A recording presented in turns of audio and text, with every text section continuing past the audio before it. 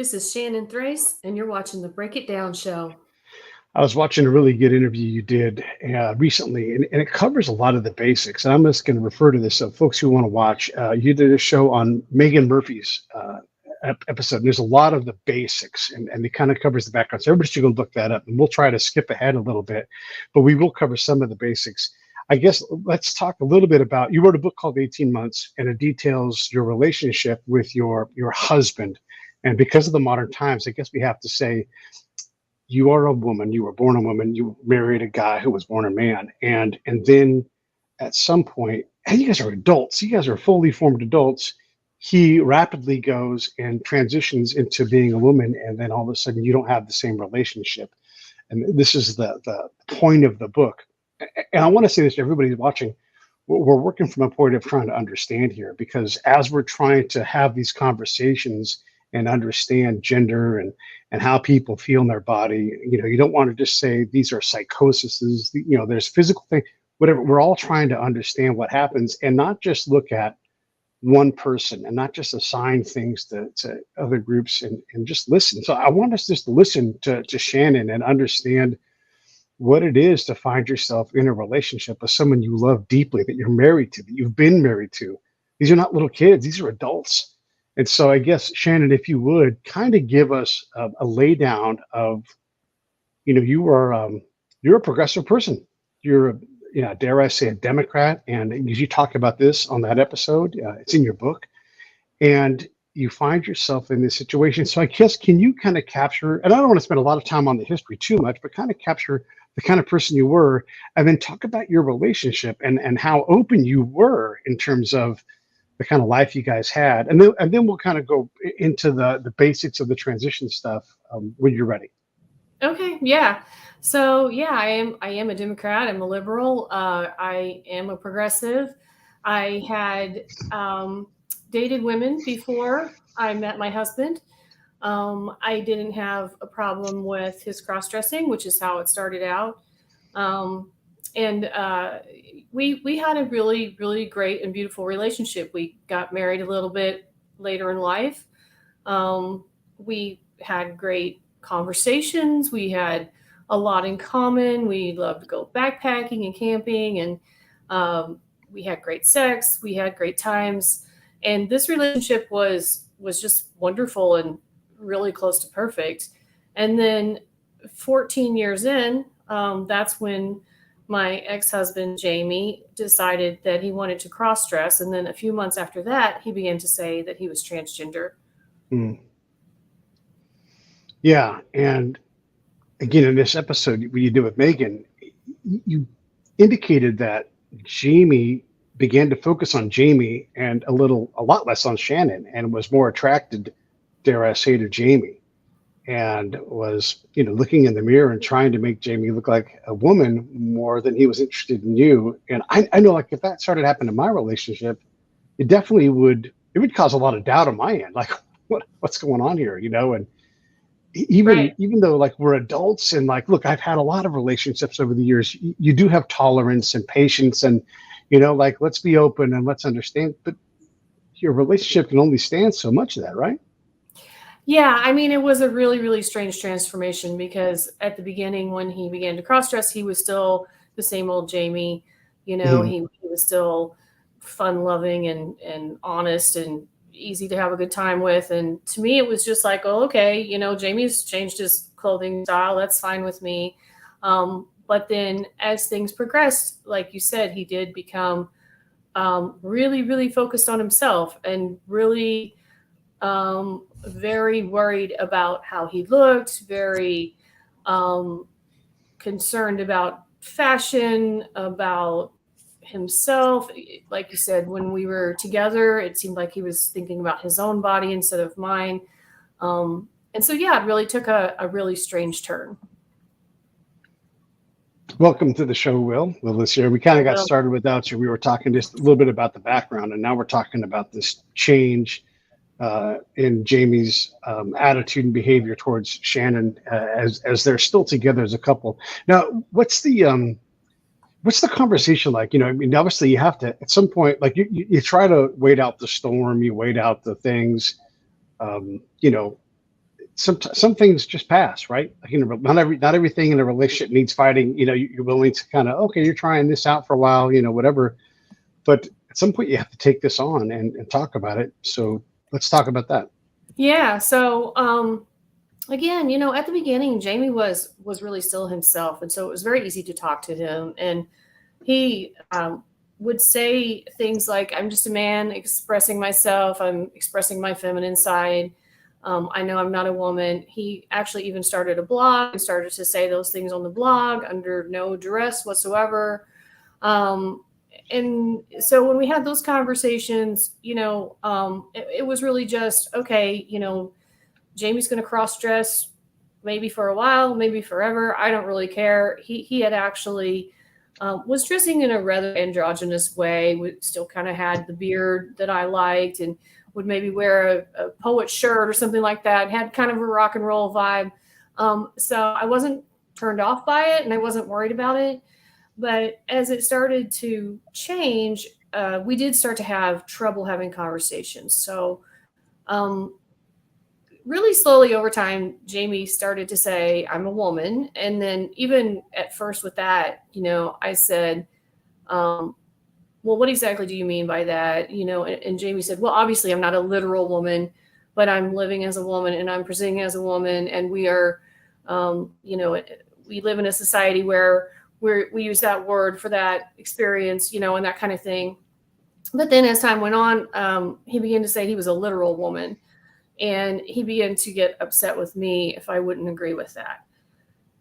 And he also just kind of took on some other strange views, and our communication became really difficult. And there were times when he would say, "I won't talk about this, and I won't hear this, and what you've said is insulting," and that sort of thing. And that's when we really just couldn't talk anymore, and that's became a problem for me, for sure.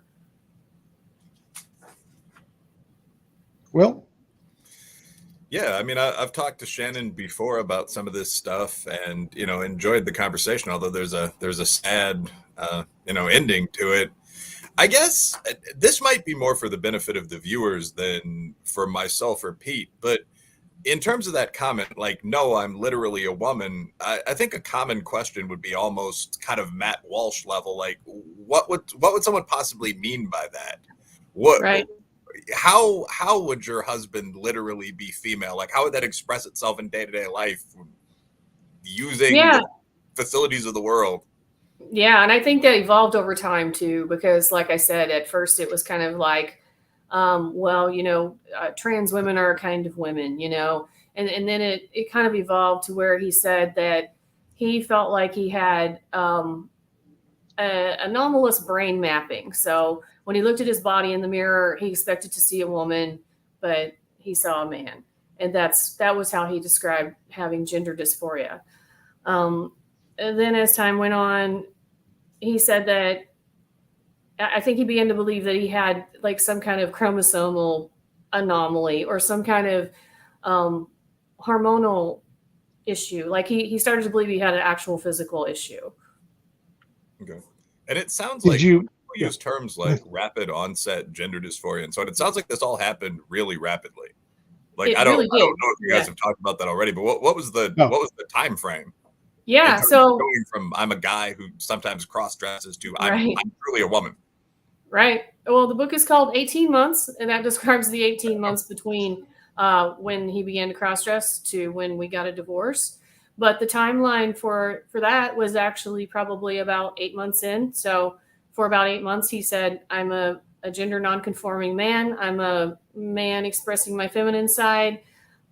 It was about 8 months in when he began to say, I'm a woman of some sort. And then maybe a few months after that, his beliefs got really, really radical. And for the last few months of our marriage, it was very difficult to make any sense of them and to have real honest conversations about them.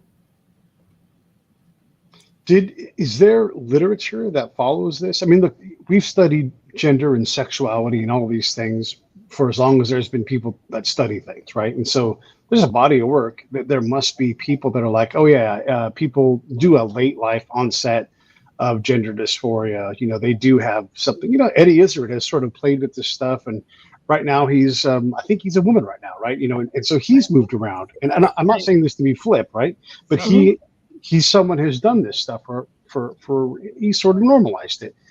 And is there work on this? Had he looked into this? Because one of my questions would be, did Jamie radicalize himself? Did he get into the world of these lay people that don't have the credentials, and have they added fuel to his fire? And I don't mean to minimize what he's done, but is that a possibility?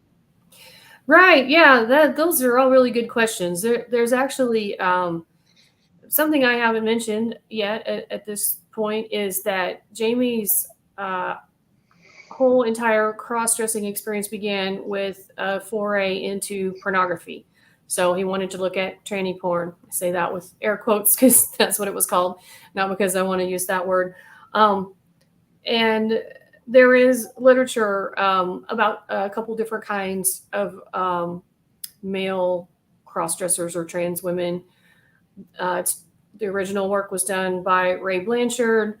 I actually came across an article by Anne Lawrence, who is also transsexual, who admits to having a sexual interest in cross-dressing or in becoming a woman.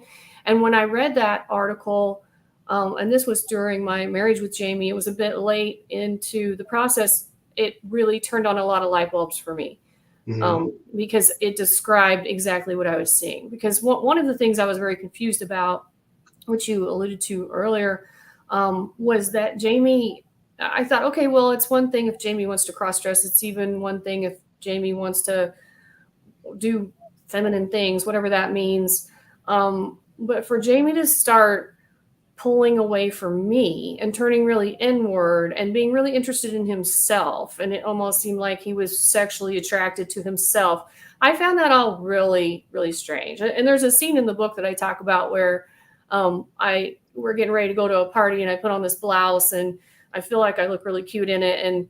And he comes over and he's like, "What size is this? Can I borrow it?" And I was like, that's really like, that would have never happened in our past, right? Like, I don't need a bunch of compliments or anything, but I'm noticing a change in this guy, right? He's no longer like all about me. He's all about himself. And that really didn't make any sense to me and just was really confusing until I read the Anne Lawrence article. And it's really, the literature says that there are gay men who transition at a young age or who want to transition at a young age. And that's one sort. And then there's the other sort, which is more like my ex-husband or more like Caitlyn Jenner, who was mostly heterosexual or completely, who had women in his life, ex-wives, ex-girlfriends, whatever, but who developed a sexual interest in cross-dressing or in becoming a woman. And that really fit the description of Jamie. Well, is there a way to like look at the literature that exists and see someone take someone else's study, the one that Shannon's referring to, and try to repeat the findings? And like, does that even happen in the social sciences? Like it would have to, like in say nuclear physics? Well, if you're asking me, I mean, in normal social science, yeah, that happens all the time. I mean, one of the things that I look at is how diversity impacts conflict. And what we find is that people do fight other people that are, you'd put it as one standard deviation away from them, but that doesn't tie as much as you might think into some of this internet stuff like race relations. Right. Because the standard deviation grows with the variance would be the language. So in a country like Iraq, where everyone is a West Asian Caucasian, there's not going to be much variance between people, but you're still going to have a lot of lightly employed male warriors. And so they're going to fight along dividing lines that we might not even notice. Like, are you Sunni or Shia as a Muslim? So anyway, this isn't really something that anyone outside of an academic conference would care about. But basically, if I argued that linguistic but not racial diversity causes war, yeah, someone else could test that. They could look at how many languages exist country by country, and they could run a multivariate regression model in Stata, and they could throw in a different race variable than I did, and they could say, well, Riley's wrong. But the point here is that when we get into these very politicized areas of science, people don't do that. It's considered what an Englishman might call not cricket. So there's almost no actual looking at, forgive me, any of the transgender and gender and like general kind of anti-feministy woo that comes out of like gender studies really at all that I've seen. There are a couple good papers like Littman, Rapid Onset Gender Dysphoria, but they get attacked like literal mobs on the internet, crazy stuff. So yeah, I mean, like when Shannon said, you know, my husband started saying he might have chromosomal abnormalities or there might be differences in the firing of the neurons in his brain. I mean, if you're an upper middle class couple, you can test a lot of that stuff for several $100s. I mean, you can go to 23andMe and see whether you have normal male XY chromosomal ordering very simply. The reality is that very few people ever do that. So I don't really trust the gender studies literature at all. It's often kind of just self-reported impressions of people's attitudes about themselves, that kind of thing. So what you guys are talking about, actually, the idea is called autogynephilia. That actually is pretty well documented, and that comes from kind of the Deborah So world, like real sex research, that there are these men that fantasize about kind of being taken roughly as women, like dressing up as women and having sex with dominant women or with other men. And there's a lot of research on this, actually. And it's considered kind of not necessarily harmful, but a perversion, a paraphilia. But there's a lot of reluctance to acknowledge that a lot of quote unquote trans women are probably autogynephiles that would be really excited about the idea of being in traditional women's spaces. So I don't really see a lot of people taking like other real psych literature and applying that in the trans space. And I notice people are watching this. Like if someone's a psych grad student or something, they might comment. But I haven't seen a lot of that where people sit down with transgender people and actually do MRI scans to see if they have something going on in the brain or, you know, especially as gender dysphoria has increased 3,000%, you know, or take the diagnosis of autogynephilia and interview 100 trans identifying males and see if they have it. So kind of lengthy answer there, but no, you don't see a lot of that kind of real research. Of course you could do that. You could easily select 600 trans women and see if they are in fact male autogynephiles that are very sexually attracted to women. And that would obviously be very relevant to like, do you want this guy in the next changing stand or this woman if you prefer? And then I guess the question to Shannon would be, would Jamie at all be interested in that? Like, hey, I have this problem. You're like, hey, would you like to go through this extensive testing process and I'll go through this, you know, to save our marriage? Or is he like, I really got to check out my, you know, and I'm making a joke here, but, you know, is he at all interested in doing that? Or is he on this journey and that's it? Like, I'm out of here, lady. Yeah, I obviously can't read his mind and I've never asked him that question, but I would put good money on him not wanting to do that because I don't think that he would find anomalies. I don't think most transgender people would find anomalies. It's a state of mind. It's not a state of the body. So I don't believe he'd be interested in doing that. So do you think he was being disingenuous about his self-diagnosis? I mean, because like, you know, the Texas tower shooter was like, man, there's something wrong with my head. And sure enough, once they dug into his head, there was a tumor in there, right? And who knows if that caused him to go crazy. But the next person that says there's something wrong with me, and there is, it won't be the first nor the last. So do you believe his self-diagnosis? Well, I don't believe he was being disingenuous. I believe that he believed what he said. I think that I actually came to that conclusion while writing the memoir, because there were several instances where Jamie told me an outright lie or something really off the wall, or where he told people that he heard someone say something that they did not say because I was present. And so I had to kind of work through those feelings, like, what was this? Was Jamie lying, and why? You know, is it really worth, I don't know, the social capital or whatever to tell all these lies? But as I started to think deeply about the circumstances around these events, they, to me, resemble delusions. I've known other people who have had delusions, and that's what they look like. So I don't think Jamie was lying. But yeah, it's a good question, because then at the same time, I'll say that Jamie doesn't want to go get his chromosomes tested. I think, you know, he probably has enough doubt in the back of his mind that he doesn't want, he's very committed to continuing on this path, and he doesn't want something to stop him. And that was really clear early on. That's another thing I write about, is that, like, he had somebody had a birthday party that conflicted with his laser appointment, and he got like unreasonably angry, as if the universe was trying to stop him from pursuing this course. And so that was something he was always really worried about. So I don't think he would entertain anything that might reveal facts he's not interested in hearing.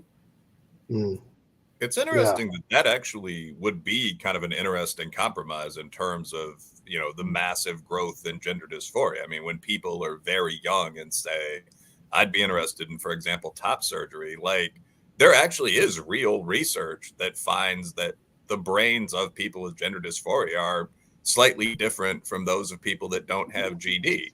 Now, there are real scientific questions there, like, do you adjust for whether or not these people are gay? Because it turns out gay women on average are quote unquote more masculine than other women. But at least there's a starting baseline there. Like, could you run this simple $589 test before you began performing surgeries on people? Because if those discrepancies from the norm don't exist, the chance that you've been traumatized by something or that you're just playing with these very rigid kind of gender norms in our society is 100%. There's literally nothing different about you. So it'd be interesting to take everyone at Brown University that says, I'm not just an upper middle class white woman. I am a demisexual, bisexual, non-binary, et cetera. And just like actually put them in the machine. They've got a great medical lab over there and see whether there's actually anything unique about these people. And I assume you'd find almost no one that's quote unquote hermaphroditic that has a DSD. But I also assume you'd find that maybe 1% of these people, certainly among males, actually are gender dysphoric. I've thought this for a while. I don't think anyone's going to fund that experiment. We'll see. Yeah, and if I could say something, I think when you say it would be a good compromise, I'm not sure if you mean like in terms of how treatment would work. I think in that case it really would be a good compromise. But if you mean like, I think both of you said something indicating what would this have done for my marriage if we'd had this test. I don't think that like I didn't need that kind of information. I mean, that's actually something Jamie said at one point. He said, "You don't believe me." I said, "Well, I do believe you, but that doesn't help." I mean, like what's going wrong in our marriage is our failure to communicate, and our sex life is going down the drain, and which would have only gotten worse with surgery. And a final thing was that I didn't want to say that Jamie was literally a woman, and that was causing a problem for us because for Jamie and for many transgender activists, that's just not something you can do. You have to say that person is literally a woman. So I don't think that like I needed some kind of proof. I was fine with Jamie experimenting with gender. What I wasn't fine with was being asked to lie. And if Jamie did have a brain anomaly, then I would still say that is a man with a brain anomaly. I wouldn't say that that's a woman. Yeah. And in your case specifically, you are a woman and you used to have sex with women, at least prior to your relationship with Jamie. I mean, you're, if anything, a connoisseur of what a woman is. And it's like, it really is like, you can't compel someone to believe something that for them is in no way true. And it really is like, you can't force a relationship on someone like that. It just is never going to work. That is a really strange aspect of this, is that Jamie would believe himself to be a woman and really, really need for me to believe that when I both am a woman and have been with women. And, it's just not a similar experience. It just isn't, and that's something that I guess he just couldn't accept. Was he still, and pardon me for asking a bit of a crude question, was he still capable of having sex with you as he got further into this journey? Well, capable is an interesting word. He certainly nothing prevented it. He wasn't taking hormones while we were together, but gender dysphoria prevented it, if that makes sense. He got more and more he didn't like his body, so it became difficult to acknowledge it. So it's very hard to interact with someone's body when you're trying to pretend it isn't there or that it's different. he also wanted to role play and wanted to act and wanted to feel like he was a woman and sometimes that I was a man. And so all of this really just put a damper on things. And for both myself and for him, he had a difficult time staying with his fantasy. You know, things would break him out of it and that would kind of ruin things. So physically capable, sure, but mentally he wasn't making it happen. And if I may take this a little bit further, Dr. Ruth, who is still with us, amazing. She would say, like, sometimes, you know, and frequently, for the sake of your partner, you should be doing things for them, even if it's a hand job, you know, late at night. Like, this is for you, and not make it about yourself. And just because that's how you have a healthy sex life, you're giving as much as you're receiving, and that makes a lot more bounty and pleasurable thing. But I'm assuming that he was interested in that sort of a thing as well. Right. Yeah. He was more and more interested in me doing the thing that he wanted to do. Right. The new thing, the different thing, the thing that I wasn't into, and less interested in any kind of reciprocation. Yeah. It's an interesting topic because it is hard to talk about without being either crude or funny. But I mean, like, you'd have to imagine that there's a crazy dichotomy, if you genuinely are dysphoric or think you are, between your body and what you want or imagine it to be. Like, I've never dealt with this issue, but I mean, if you're having standard sex with a woman in the doggy style or missionary position and you have a penis, I mean, it would be very difficult to envision yourself as a woman. I don't see a reason to give more description there, but I mean, like, it's obvious what the two sexes are doing. So I would imagine that if you thought of yourself as a woman to the point where you referred to your penis as, you know, my organ or my vagina, and as in some of the articles I've been looking at, you wouldn't really want to have sex with women. Like, it would become very complicated and strange. And this is true across the board. I mean, like, trans women often want quote unquote penises built for them, but they don't work. And it's apparently a source of intense agony that you have this sort of flesh tube, but you have to inflate it and so on. And there's a question about whether this kind of treatment, and I'm not a doctor, this is well beyond, you know, my area of expertise, but there's a question about whether this kind of treatment can ever really resolve the problem, or whether just sitting down and saying, look, you're a man, would be a better way of dealing with this. Like, you would imagine that looking at your fake penis every day for the rest of your life would not necessarily make you feel more conventionally masculine. And the few studies that have been kind of allowed to proceed sort of show that. So it's an awkward path. There's not really a conclusion because you can't change your sex. I mean, the gender as an idea sort of complicates this. And I'd actually like to ask your opinion about what gender is at some point or how useful it is. But the basic reality that every cell of your body is sexed is kind of hard to get away from. And if you're going down on someone with a vagina or something like this, you're probably pretty aware of that. It's just hard to duck. Right. There it is. It's one of the real.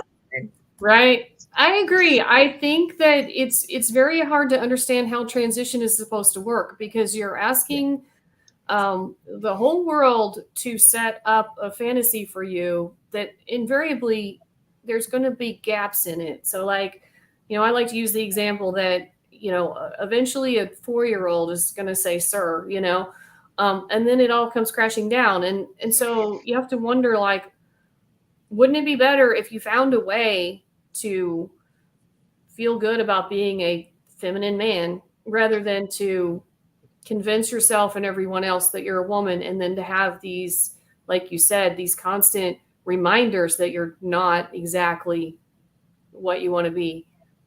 Yeah. It's such a confounding thing too. Pardon me. Well, let me just say this.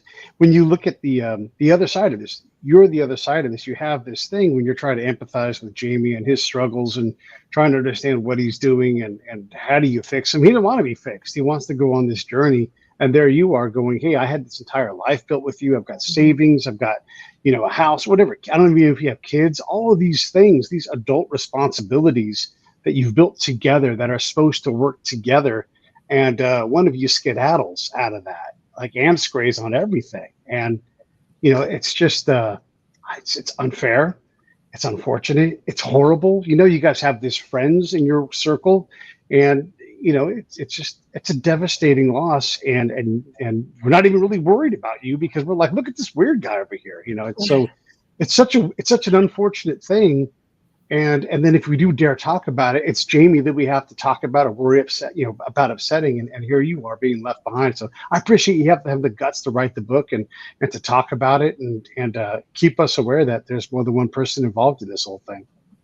Thank you. Yeah. And I would say the same about his family, like his parents and his siblings. Oh my gosh. They all had struggles too. And he had fights with a couple of them because they also didn't want to say the exact words he wanted them to say and that kind of thing. So yeah, there's a lot of people involved in relationships. A lot of them go south when this happens. Yeah. Yeah. Will, I jumped on you. What were you going to say? No, I was just going to make the comment, and there's not necessarily really a follow-up question here. I mean, both of you are, intelligent professional types. I'd be curious what you think. But this is the way we're supposed to approach transgenderism or really anything with gender. I mean, the new non-binary phenomenon and so on. People declaring that they're quote unquote demisexual and won't sleep with you for 6 months. Like anything that's in this space is radically different from the way we approach really any other mental condition, certainly any other problematic one, any other mental disorder.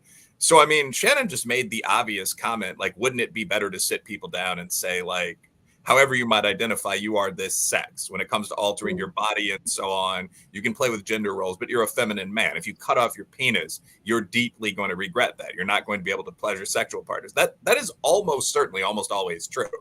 So, I mean, the observation would be this is obviously very different from the way we treat every other dysphoria. I mean, bodily dysmorphia is very, very common. A lot of veterans have it, anorexia, bulimia.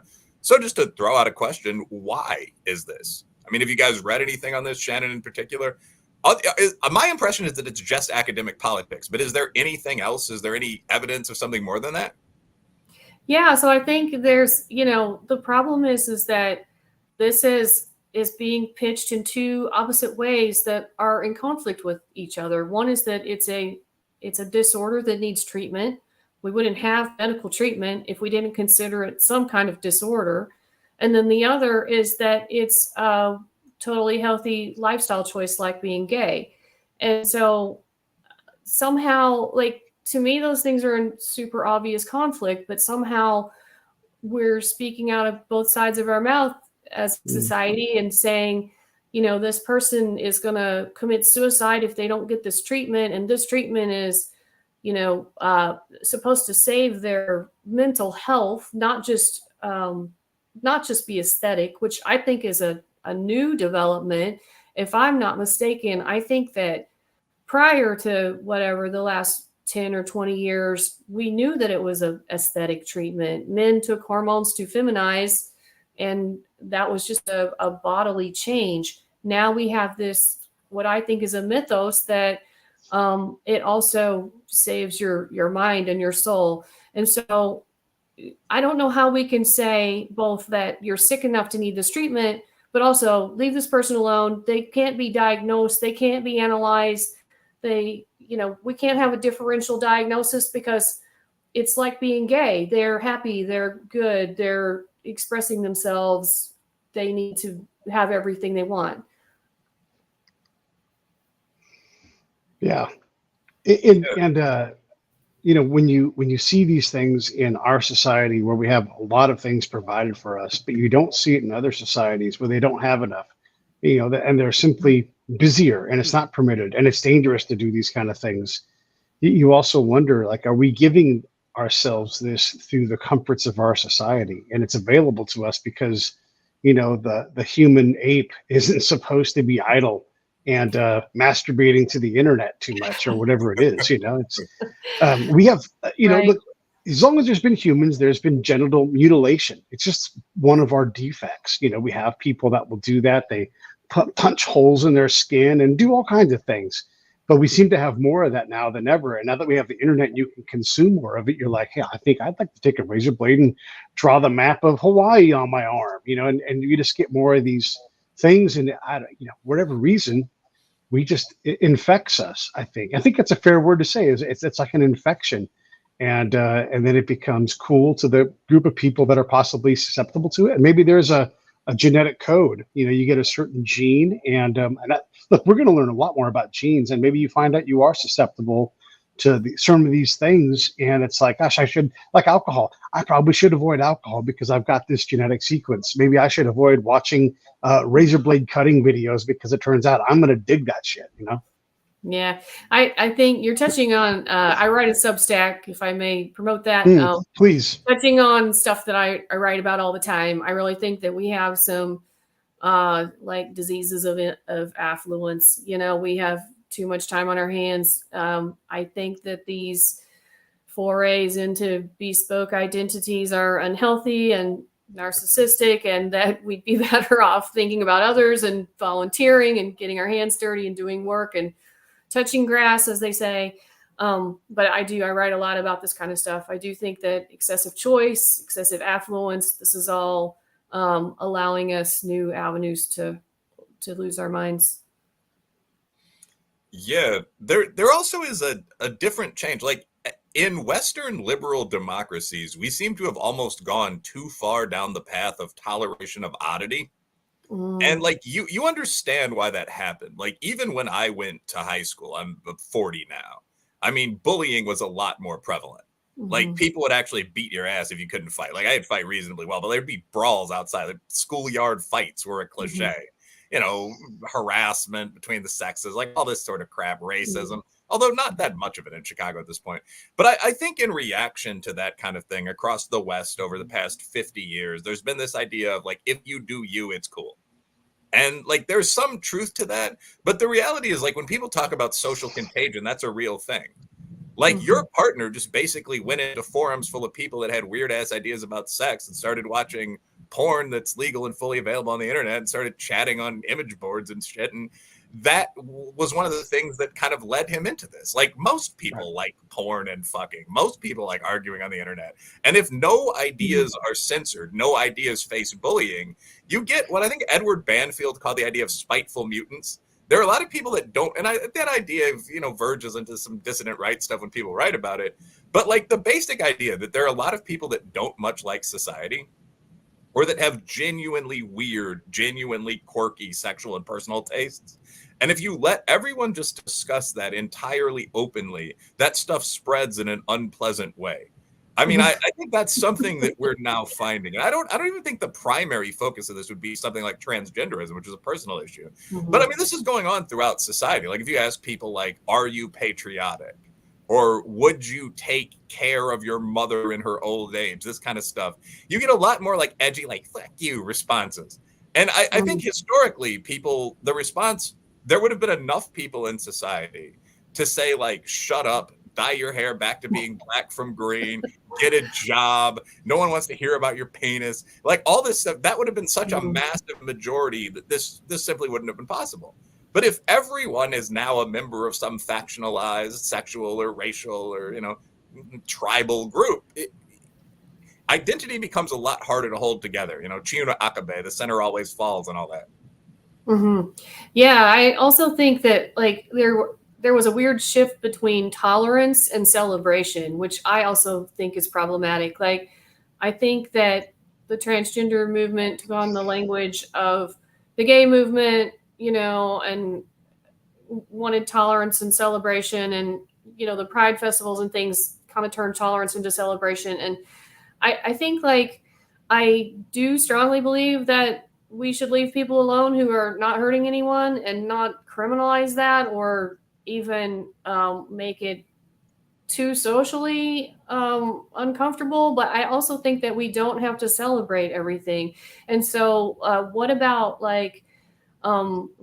somebody else's right to go, yeah, that's not my thing. And in fact, it's kind of grossing me out. So, go away or something like that. Like we can't have like only the kinky people get to be celebrated, right? like the other people who are just, kind of like, nah, bro, I'm not into that. They're getting vilified. And that's an odd addition to the issue, I think.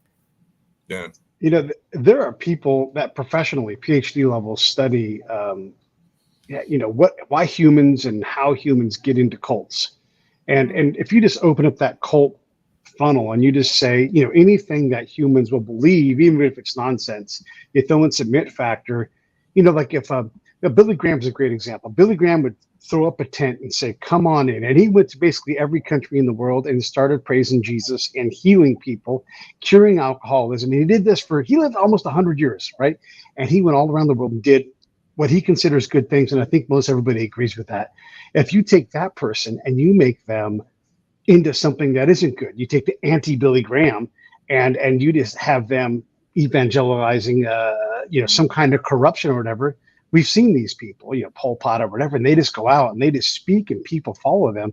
You could make humans believe any damn thing. And so whether it's going to be the trans movement or NASCAR or you can put anything in that cult world and really you can create a following. And now you amplify that with social media and not enough to do. And maybe you're antisocial and you finally find your home and whatever that is.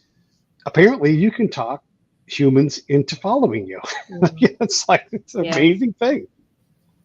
It's an amazing thing. And this isn't to minimize someone who has legitimate dysmorphia, who looks at their body and they don't ever feel comfortable. And I mean, what a horrible thing, if your genetic makeup or, when you were built, there's some kind of misalignment of things. Like all of these things are horrible and you don't wish this on anybody, but also the human propensity to follow somebody down any path, whether it's to a comet, the Hale-Bopp comet or whatever it is.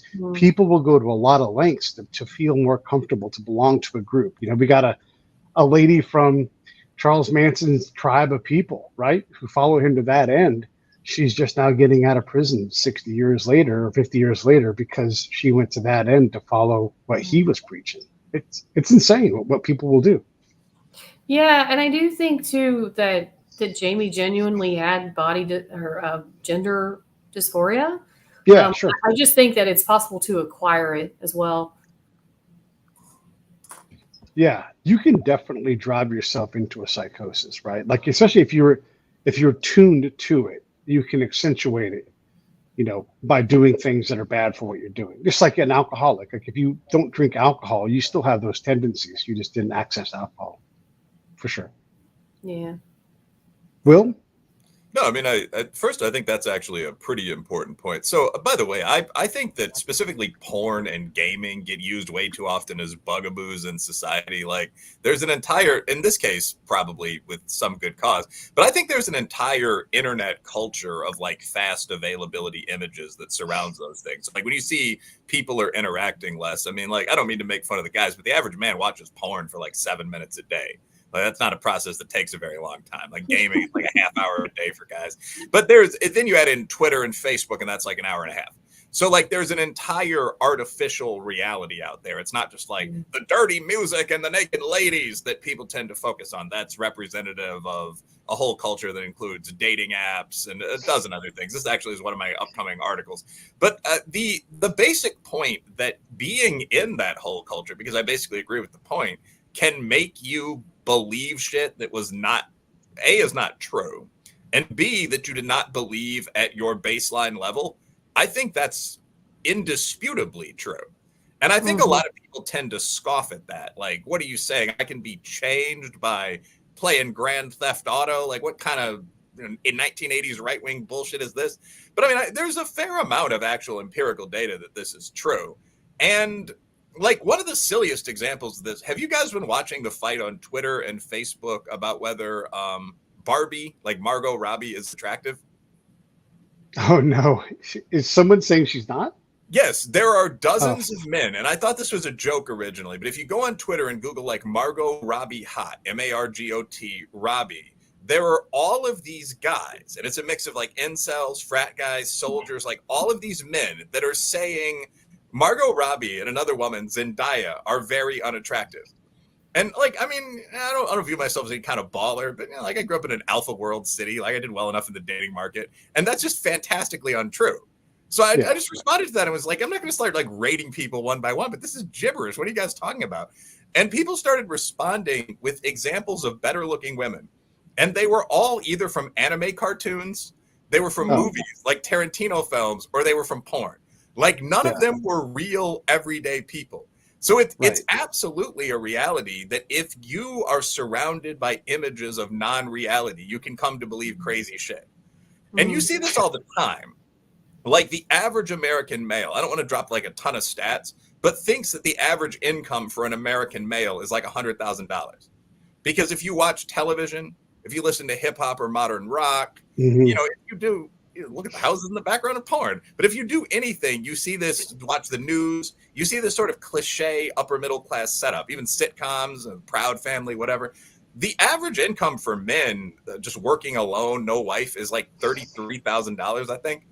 So your entire life is being shaped by things that aren't real. That's how you come to believe that everyone makes six figures, Margot Robbie is ugly, so on, because you're comparing these people to anime cartoons that don't exist.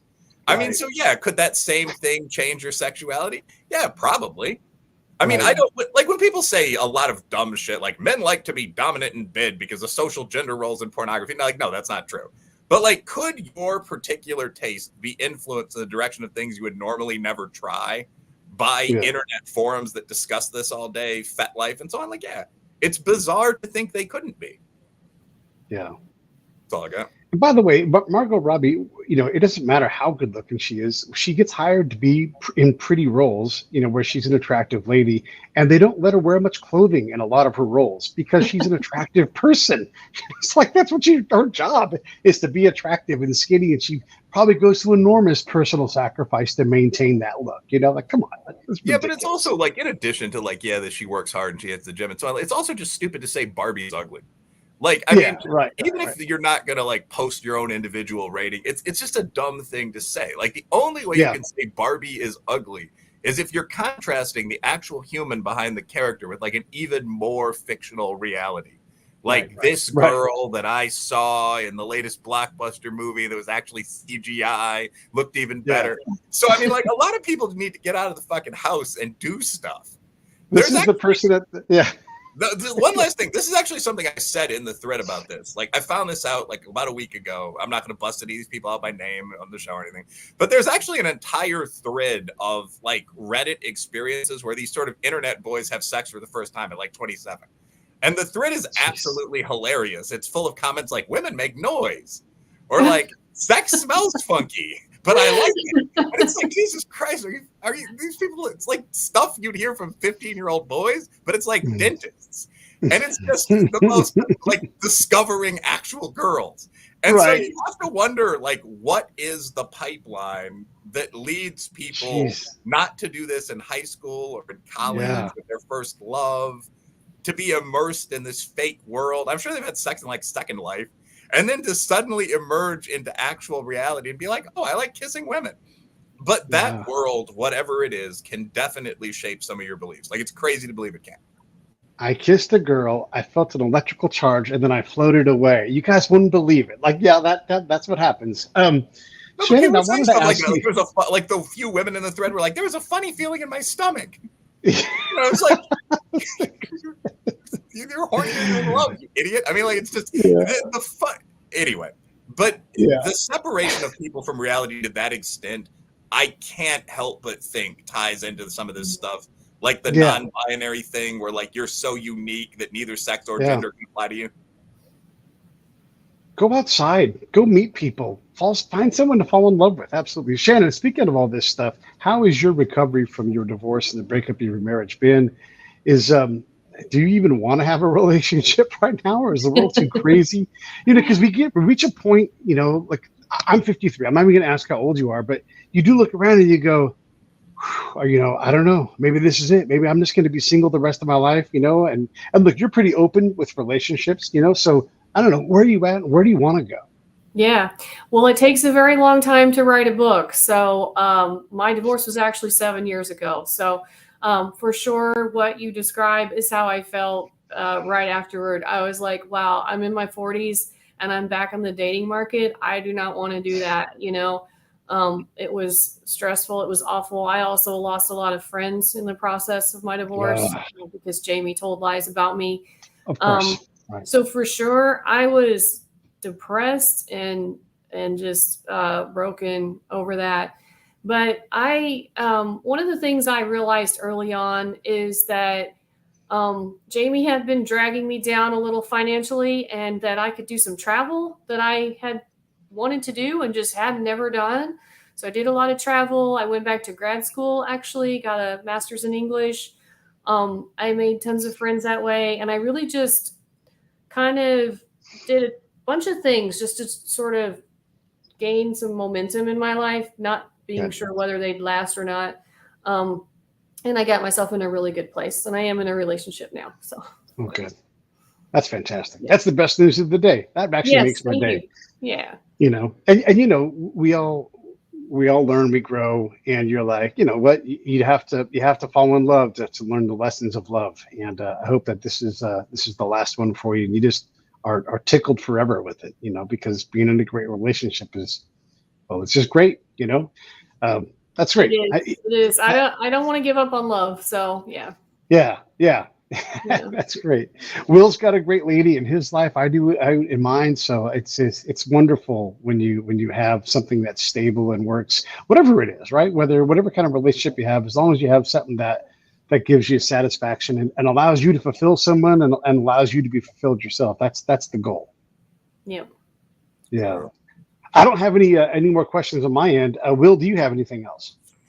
Actually, I do have one question, which is the one I teased at earlier, and I'd be interested in actually both of you guys' thoughts on this, but certainly Shannon's. What do you think of the whole idea of gender as you've learned about the concept and written this very good full-length book about it? And I'll give my own bias here. I think they're obviously human sexes, and biology is not all that complicated unless you're talking about clownfish or something like that. But gender, in the sense that people in gender studies use the term, just seems to be kind of ossified 1950s sex roles. You hear a lot of, I knew I was a woman because. So I'll say one thing and I'll shut up and I want to hear you guys' answers. But so I recently took one of the major gender quizzes and it told me I was a woman. And I like women, it's cool, but I'm like a male bro sometimes to the point it becomes a weakness. But I answered in sequence 4 questions. It was how I felt about cooking, gardening, oral sex, and cats. And at the end of the thing, and this is real, this was results from posting on my Twitter, it was you're very feminine in some ways, despite being very aggressive in others. You might be non-binary or trans female. It's whatever. Okay.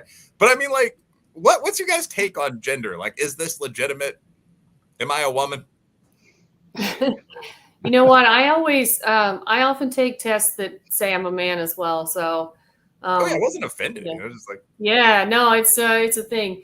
I personally think that gender is a horrible word, and one reason is because it's used in at least 4 different ways. And somebody wrote a really good article on that, and I wish I could remember who it was, but people use gender to mean sex stereotypes, like you say, and I think that's what people mean the most. Which, again, I'm not impressed with that. I don't think somebody's a woman because they like to cook or they like lipstick or something like that. They also use gender as a synonym for sex. They use gender to mean something like some kind of internal feeling that you have. And then I think what's causing the most confusion is that people use gender in a 4th way, which is it's almost like a belief that some stereotypes are innate. I don't know. I think that some things that men and women do are in fact innate. I think there's probably good evidence for things like women are more nurturing because women are chained to their offspring in a way that men aren't, and evolution would select for that. So you got that, and then you've got this idea that transgender people somehow have the brain of, that latter characteristic, which doesn't make any sense, right? Because if you don't have those organs, then you don't need the belief systems that help you manage those organs or whatever. So I don't like the word. I think we can do without it. Anytime anyone says it, I try to pinpoint which thing they're talking about, because then there's also a bait and switch, right? Somebody will say, do you think this? And they'll be talking about sex, and then you say yes, and then they'll go, well, then you must also think this. But now they're talking about sex stereotypes, and it's I'm really a big fan of plain language, and I haven't found that word necessary, because we have words for sex stereotypes and sex and all those other things. Yeah. I suppose I would say there are two primary human sexes, male and female. You're welcome to bet on the green squares on the roulette wheel. You'll lose all of your money real fast if you play on those margins. So yes, there are weird things that happen, triple X, XXY, whatever, but we're not talking about that. Mm-hmm. And we do want to have a emotionally charged conversation. And back in the 90s, people would say homophobe. They would throw that around. It's not anybody's personal job to assign me or anyone else a phobia. That's a professional diagnosis. I don't have an irrational fear of homosexual people, nor do I have an irrational fear of trans people. And I'm saying anybody. It's not your job to do that. And it ends the conversation. All I'm trying to do is understand people. And so are there people that are uncomfortable with who they are and how they feel and how they fit in? Absolutely. And if that causes you to feel like you might be a woman, or you look at your penis, or you look at your chest, or you look at, I get that you might feel uncomfortable for maybe a scientific reason, a chemical reason. I can accept all of that. Don't make that my problem. I feel for you that you have this thing, but I don't know. Like, I don't know how to help you with that. I have my own problems. I have suicidal ideation every day. I'm not going to act on it today, but I've got my own. Would you like to carry my rock around? No, I'm assuming not. So don't make your problem my problem.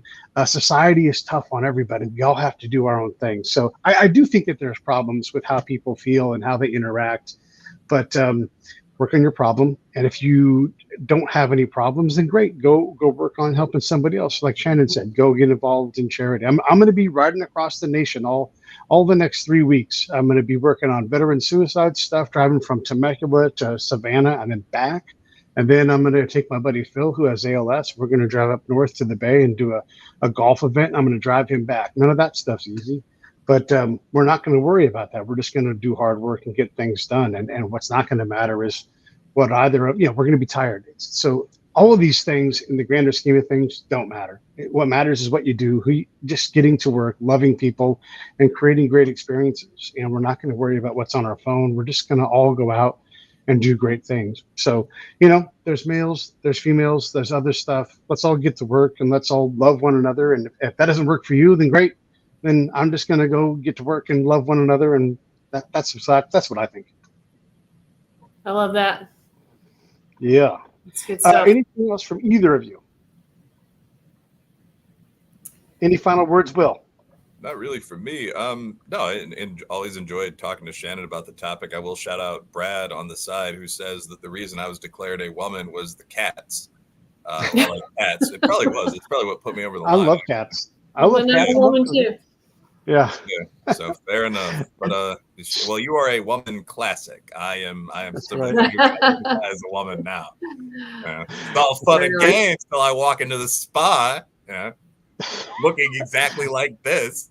But no, I mean, I have nothing else really in addition to say go out and buy 18 months for the audience. Yeah, for sure. I'll put that link back up here. Everybody, you know what I always say, buy two, leave the buddy. Yeah. Thank you. Yeah, appreciate it.